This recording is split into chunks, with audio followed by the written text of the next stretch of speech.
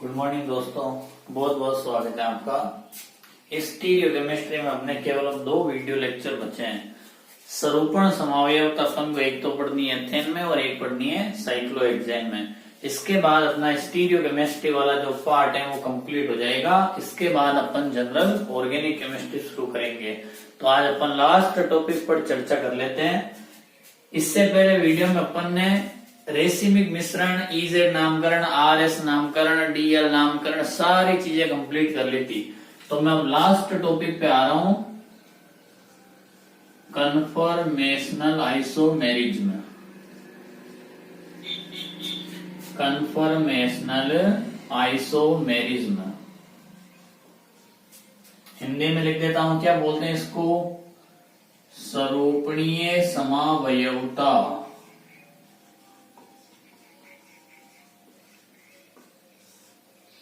ये हमें 2 यौगिकों में पढ़नी है, तो उन दोनों के मैं यहाँ नाम लिख देता हूं। एक तो हम पढ़ेंगे एथेन में और एक इसी को पढ़ना है साइक्लोहेक्सेन में। चैप्टर के शुरू में मैंने आपको बता दिया था कि कन्फर्मेशनल आइसोमेरिज्म उनमें पाई जाती है जिसमें सिंगल बॉन्ड में रोटेशन हो। तो कार्बन कार्बन सिंगल बॉन्ड में रोटेशन एल्केनो में होता है, क्योंकि एल्केनो में कार्बन कार्बन सिग्मा बॉन्ड पाया जाता है। सबसे पहले अपन जैसे एथेन का एग्जांपल लेते हैं, तो एथेन क्या होता है? C2H6। इसको अपन ऐसे लिख सकते हैं CH3CH3। तो जो कार्बन कार्बन के बीच में सिग्मा बॉन्ड है, इस सिग्मा बॉन्ड में पाया जाता है फ्री रोटेशन। क्या पाया जाता है सिग्मा बॉन्ड में? Free rotation. रोटेशन का मतलब है कि ये बॉन्ड रोटेट करता है, घूमता है, और इस रोटेशन के लिए अपन को किसकी आवश्यकता होती है? एनर्जी की। और जो एनर्जी रिक्वायर्ड होती है वो होती है 5 to 15 किलो कैलोरी पर मोल। ये एनर्जी चाहिए, और ये एनर्जी रूम टेम्परेचर पर अवेलेबल है। जो एनर्जी अपन को इस बॉन्ड को रोटेट करने के लिए चाहिए वो एनर्जी रूम टेम्परेचर पर अवेलेबल है। इसका मतलब है कि रूम टेम्परेचर से एथेन का एक समावयवी है वो दूसरे समावयवी में आसानी से कन्वर्ट हो सकता है। तो मैं आपको पहले बता देता हूं कि कन्फर्मेशनल आइसोमेरिज्म है, उसमें अपन 2 नाम देखते हैं। एक तो होता है ग्रसित और एक क्या होता है? सांत्रित। ये समावयवी के नाम है। जैसे ज्यामिति समावयवी में सिस और ट्रांस 2 नाम थे। इसके अलावा सिन और एंटी वो भी क्या थे? एक नाम ही थे। प्रकाशिक समावयवता पढ़ी तो वहां पर भी डेक्सो रोटेटरी और लिवो रोटेटरी किसके नाम होते हैं? प्रकाशिक समावयवियों के। उसी प्रकार कन्फर्मेशनल आइसोमेरिज्म में जिन 2 समावयवी के नाम यहाँ पर लिखे हैं वो है ग्रसित और सांत्रित। ग्रसित को बोला जाता है एक्लिप्स्ड और इसको बोला जाता है स्टेजर्ड। इन समावयवी को बनाने के लिए 2 वैज्ञानिकों के प्रेक्षेपण सूत्र अपने पास हैं। एक तो होता है न्यूमान और एक होता है साहस। एक तो पढ़ना है न्यूमान, दूसरा कौन सा पढ़ना है? साहस। तो सबसे पहले अपन इस एथेन अणु की बात करेंगे कि कार्बन कार्बन सिंगल बॉन्ड में जो फ्री रोटेशन होता है, इस फ्री रोटेशन से एक्लिप्स्ड और स्टेजर्ड फॉर्म किस प्रकार से बनती है। तो ये चीज मैं यहां से मिटा रहा हूं।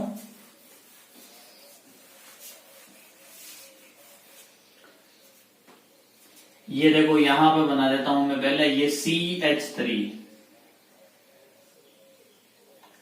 इधर भी क्या है? CH3। ये एथेन है। इस कार्बन कार्बन सिंगल बॉन्ड में क्या होता है? Free rotation. इसका मतलब है कि बॉन्ड रोटेट करता है। तो बॉन्ड रोटेशन से होता है क्या है?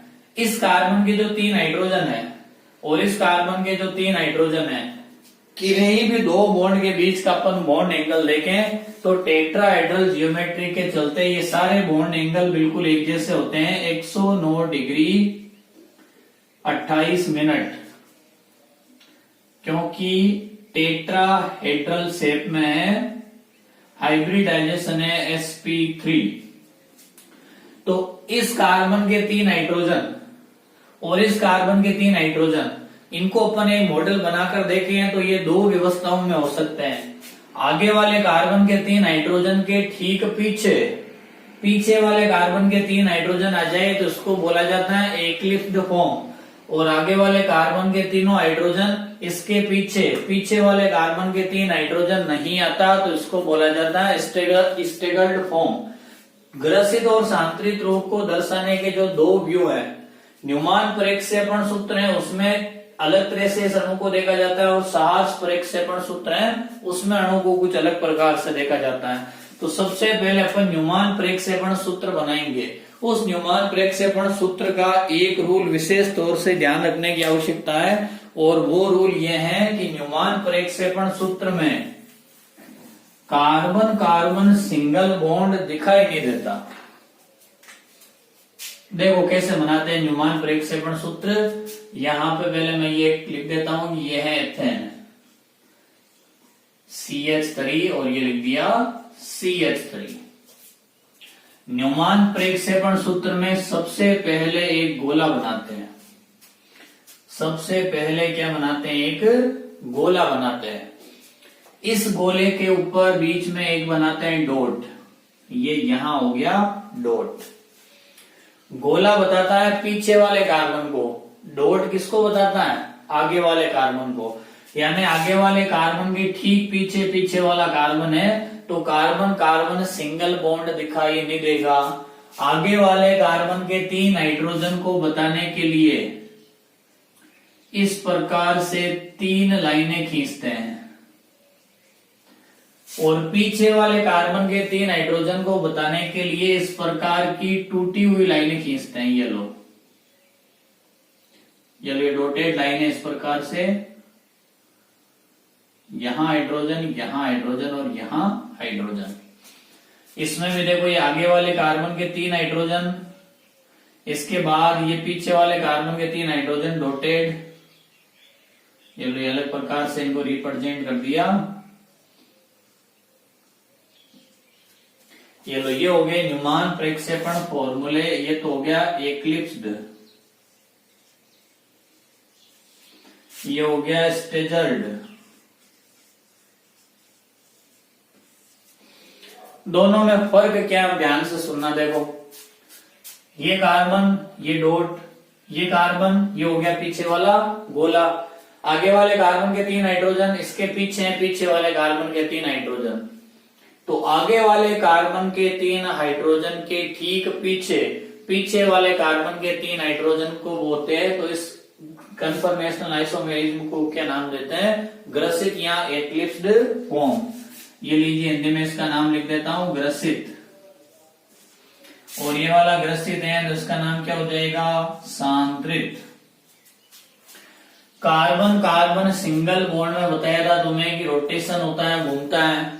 घूमने से क्या स्थिति हो सकती है? देखो आगे वाले कार्बन के 3 हाइड्रोजन इसके पीछे नहीं आते, पीछे वाले कार्बन के 3 हाइड्रोजन। इसका मतलब है कि इसको अपन क्या नाम देते हैं? सांतरित। ग्रसित से कुछ अलग है।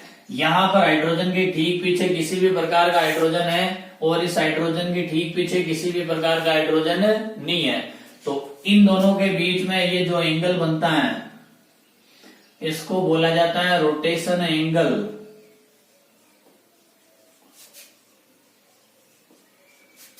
हिंदी में लिखना चाहें तो घूर्णन कोण। दूसरा नाम है इसका स्ट्रेन एंगल। हिंदी में लिखना चाहें तो मरोड़ी कोण।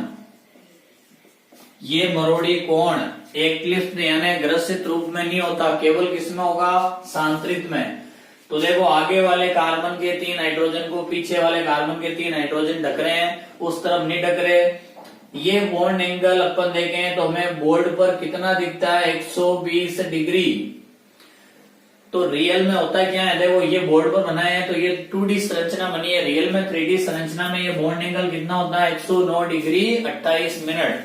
तो ये 120 कागज के तल पे दिखता है, लेकिन वास्तविक बंद कोण होता कितना है? 109 डिग्री 28 मिनट। इन दोनों रूप में ज्यादा स्थायी रूप कौन सा होता है वो भी मैं तुम्हें अभी बता दूंगा जब अपन इसका साहस प्रक्षेपण सूत्र बनाएंगे। तो ये दोनों डायग्राम है, ये कहलाते हैं न्यूमान प्रक्षेपण सूत्र। ये कहलाते हैं न्यूमान प्रक्षेपण सूत्र। बिल्कुल सिंपल है बनाना। पीछे वाला कार्बन गोला, आगे वाला कार्बन डॉट, 3 हाइड्रोजन आगे वाले कार्बन पर और 3 हाइड्रोजन पीछे वाले कार्बन पर। कार्बन कार्बन सिंगल बॉन्ड दिखाना है नहीं। आगे वाले कार्बन के पीछे 3 हाइड्रोजन एक बार और एक बार आगे वाले कार्बन के पीछे एक भी हाइड्रोजन नहीं लेना है। तो इन चित्रों को अपन क्या बोलते हैं? न्यूमान प्रक्षेपण सूत्र। अब मैं इसी के नीचे सहार्स प्रक्षेपण सूत्र बना देता हूं। देखो,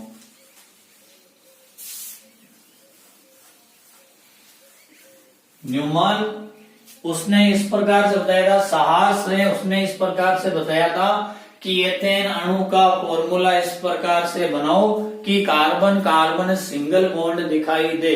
इसके लिए अणु को तिरछा बनाया जाता है। एक तिरछी line carbon carbon single bond को बताती है। ये लो, ये तिरछी लाइन। तिरछी लाइन का ये वाला ये देखो, ये हिस्सा है, ये तो बताता है पीछे वाले कार्बन को, और ये हिस्सा ये बताता है आगे वाले कार्बन को। फिर मैं इस प्रकार से यहां 3 हाइड्रोजन बना देता हूं। यहां तिरछी लाइन,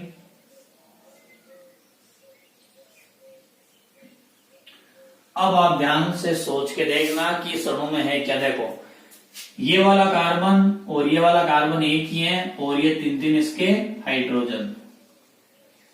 ये पीछे वाले कार्बन के 3 हाइड्रोजन, ये आगे वाले कार्बन के 3 हाइड्रोजन, ये पीछे वाले कार्बन के 3 हाइड्रोजन। तो इस डायग्राम को मैं इधर से जाके देखूं यूं, इस डायग्राम को मैं इधर से जाके यूं देखूं तो इस कार्बन के पीछे ये वाला कार्बन आ जाएगा। और इस प्रकार से अपन देखेंगे तो कार्बन कार्बन सिंगल बॉन्ड दिखाई नहीं देगा। और हम इधर से जाके देखेंगे तो अपन को ये वाला चित्र दिखेगा, क्योंकि कार्बन कार्बन सिंगल बॉन्ड नहीं दिख रहा। इसमें कार्बन कार्बन सिंगल बॉन्ड नहीं दिख रहा। इसको मैं यूं देखो ऐसे तिरछा होके, तो कार्बन कार्बन सिंगल बॉन्ड दिख जाएगा। तो यही चित्र अपना हो जाएगा सहार्स वाला। और सहार्स प्रक्षेपण को इधर से जाके देखूं तो ये कौन सा हो जाएगा? न्यूमान वाला। तो ध्यान से देखना, इस हाइड्रोजन के पीछे ये हाइड्रोजन आती है, इस हाइड्रोजन के पीछे ये हाइड्रोजन आती है, इस हाइड्रोजन के पीछे ये हाइड्रोजन आती है। तो मैं इस चित्र को उधर से जाके देखूं तो आगे वाले 3 हाइड्रोजन पीछे वाले 3 हाइड्रोजन को ढक लेते हैं। तो ढक लेते हैं तो ये वाला रूप क्या होता है? ग्रसित। अब मैंने इसमें क्या किया? थोड़ा रोटेशन किया। रोटेशन का मतलब है कि अणु घुमा, तो घूमने से ये हाइड्रोजन थोड़ा इधर आ गया, ये हाइड्रोजन इधर आ गया, ये वाला हाइड्रोजन कहाँ आ गया? नीचे। इसका मतलब है कि इन दोनों का अंतर, एक अपन अब ये देखें, ये वाला, ये देखो, इन सभी में अब डिफरेंस आ चुका है।